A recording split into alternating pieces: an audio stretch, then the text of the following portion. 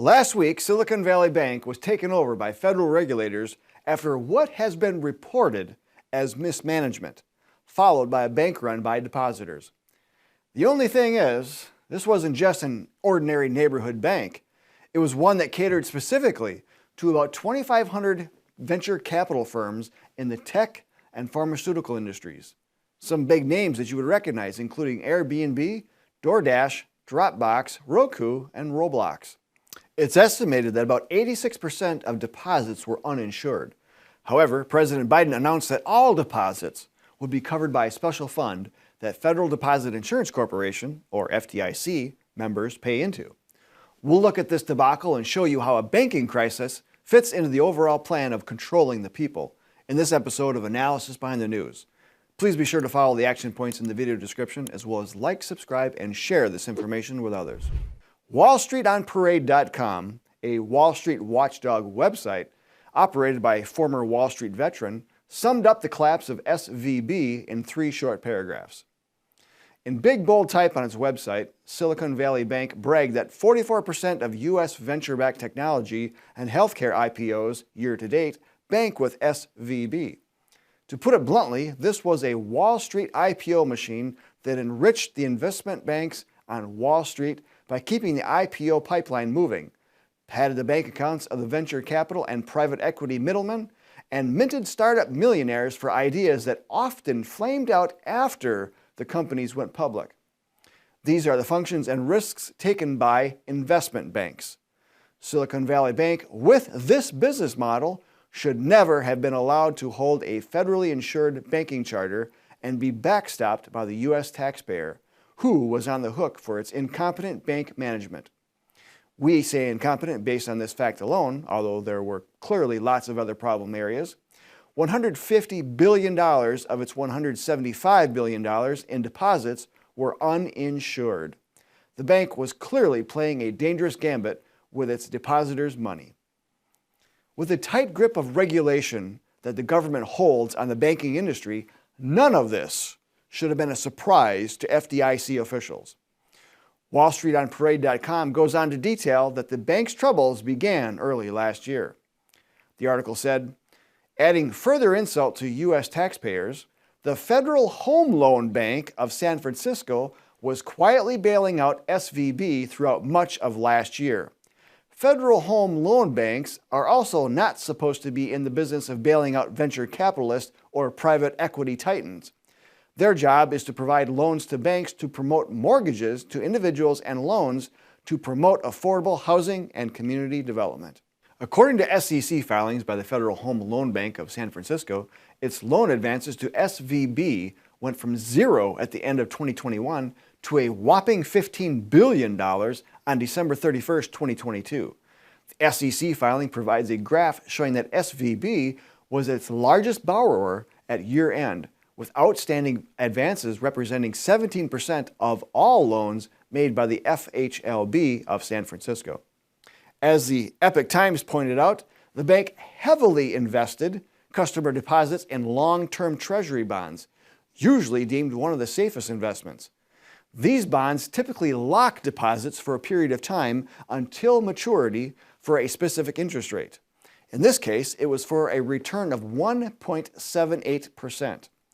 With rising interest rates and less deposits coming into the bank took steps to improve its financial situation, which caused it to lose nearly $2 billion. And of course, when the market found out about it, the value of the bank dropped like a rock and clients began pulling out, leaving it without enough capital to cover deposits. The lack of capital and the clarion call across Silicon Valley and social media initiated a bank run as clients withdrew $42 billion of deposits on March 9th. By the close of business, SVB was left with a negative cash balance of $958 million, according to a filing from the California Department of Financial Protection and Innovation, the Epoch Times reported. On Friday before noon, the bank was shut down and taken over by FDIC regulators.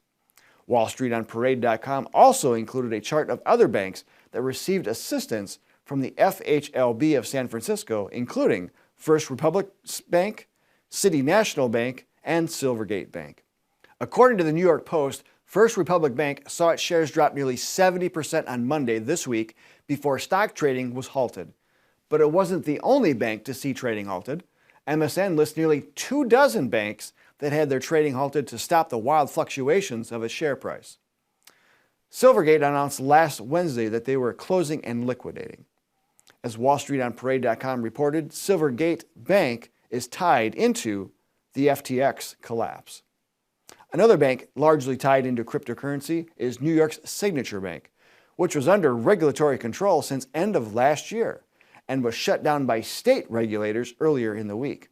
MSN.com reported Signature had $89 billion in total deposits, and 90% of those were not insured by the FDIC.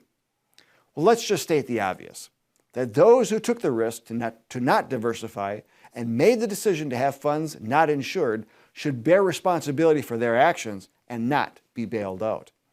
Entities that would continue to help prop up these banks, including government agencies, should also bear responsibility and not the American taxpayers. In an effort to calm fears, President Biden told the country in a speech on Monday that the banking system is safe and that the deposits will be available when needed, which, of course, exceeds the FDIC maximum account protection of $250,000 per person, per account, per financial institution. He said the deposit insurance fund would cover this, but the losses may be greater than what's in the fund. Public statements have suggested that additional money can be raised by a special assessment on banks.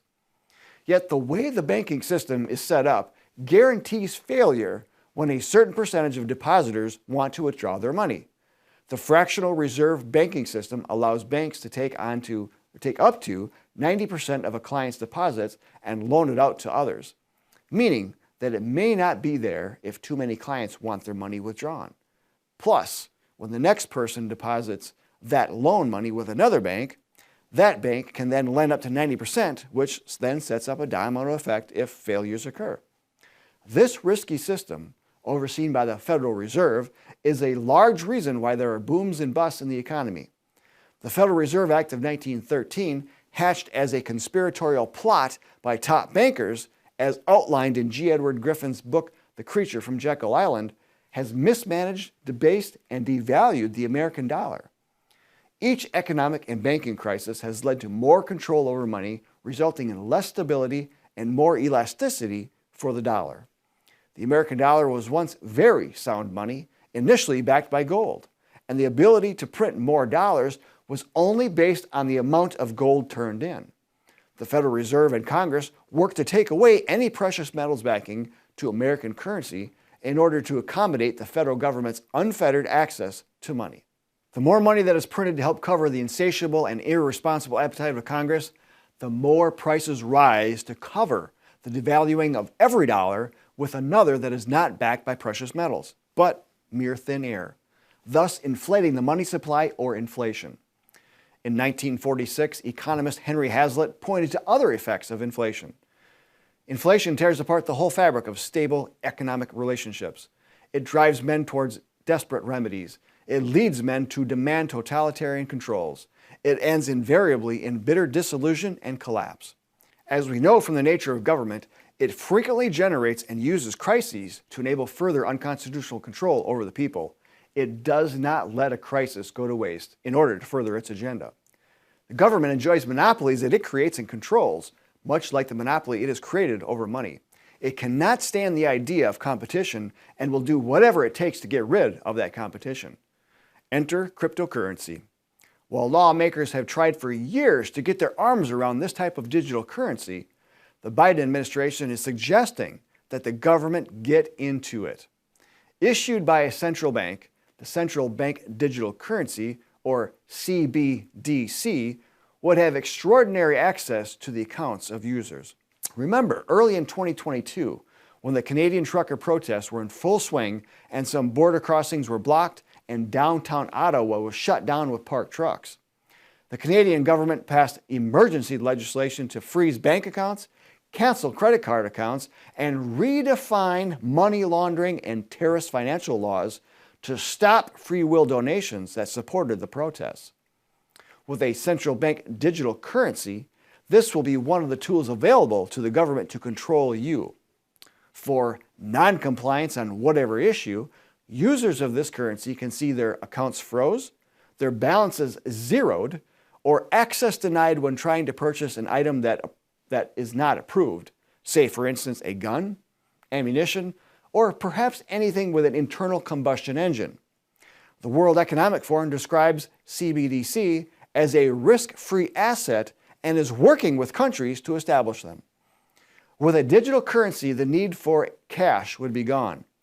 Banks would no longer see physical bank runs and could shut out any user or group of users who may be deemed a withdrawal threat. Tucker Carlson recently interviewed South Dakota Governor Kristi Noem, who said the Republican state legislature passed a bill paving the way for a government-created digital currency, but that she vetoed it. She said she doubts that they even read the 110-page bill, instead relying on lobbyists who they've listened to for many years. It was presented to the legislature as amending the Uniform Commercial Code, which seems to be something that many states are considering. You might want to check into this in your state. Notice what would be happening here. The government and its regulators would determine who may buy or sell in the marketplace. The John Birch Society has warned against this very thing for decades. As we pointed out in an issue of our news magazine in 1987, a move is underway to create a cashless society because cash makes men free and freedom is out of fashion. The war on our money has been a war of control over citizens. The near digital world that all of us enjoy, from smartphones to smart TVs to credit and debit cards to social media, emails, texts, and apps, have helped to condition society for the end game of tyranny under a world government. Back in 2009, after the bailout mania of the biggest banks, the John Birch Society began a sound money campaign to put the brakes on the upcoming collapse. The 7-step plan that we proposed then is very much fitting today. Let me go over those. Number 1, restate the only legal definition of the dollar ever provided by the U.S. government. The U.S. Mint Act of 1792 defined the dollar as a nation's monetary unit, containing 371.25 grains of silver. Now accompany that statement with a companion assertion that gold coinage shall be valued in dollars according to whatever the corresponding market value for gold may be at any given time. 2, allow private mints to compete with the U.S. Mint. While the U.S. Mint shall continue to stamp the people's silver and gold into coinage, the only government involvement in this process shall be prosecution of any persons producing falsely labeled coinage not equivalent in value, purity, weight, etc., to what is claimed for the coins by their producer. 3, abolish all legal tender laws that currently provide legitimacy only for Federal Reserve notes. Such laws have effectively given the Fed a monopoly. Number 4, prohibit government issuance of bills of credit. Allow any bank or mint to issue its own notes, provided there is real money to back them. Banks issuing unbacked currency should expect to be repudiated, even prosecuted. Number 5, abolish the Federal Reserve. It must not be replaced by some federal agency that will have power to repeat the process currently employed by the Fed. There is no authorization in the Constitution for the government to do anything but coin money and establish a standard of values. Let there be competition in the coinage of money. Competition will result in excellence. Number 6, support bills in Congress to abolish the Fed, audit the Fed, and cancel legal tender laws. Members of Congress must be encouraged to support enactment of these important measures. And 7, end deficit spending and unconstitutional programs. If federal government programs not authorized by the Constitution can be abolished, foreign aid, education, housing, transportation, medicine, etc., the federal income tax can be abolished. Instead of doing something, federal officials must be persuaded to undo an array of existing programs. Our End the Fed Action Project at jbs.org/fed will have examples of model state legislation as well as related articles and videos that you can use as resources. The only way to accomplish this is through the concerted efforts of many Americans working on a specific agenda. It took an organized conspiracy to get us to where we are today, and it'll take an organized effort of the American people to stop this attack on our freedom. As more banks fail, it only helps to expose the attack on what was once sound American money. But more government-induced crises mean more regulation and more control. It's time to ditch the government money monopoly and implement freedom as the founders intended. Join the organization working to do just that. Join the John Birch Society to work with others in your local area. All action items and links are in the video description. Join the front lines of patriots today. I'm Bill Hahn for the John Birch Society. Until next time, stay informed and get involved, patriots.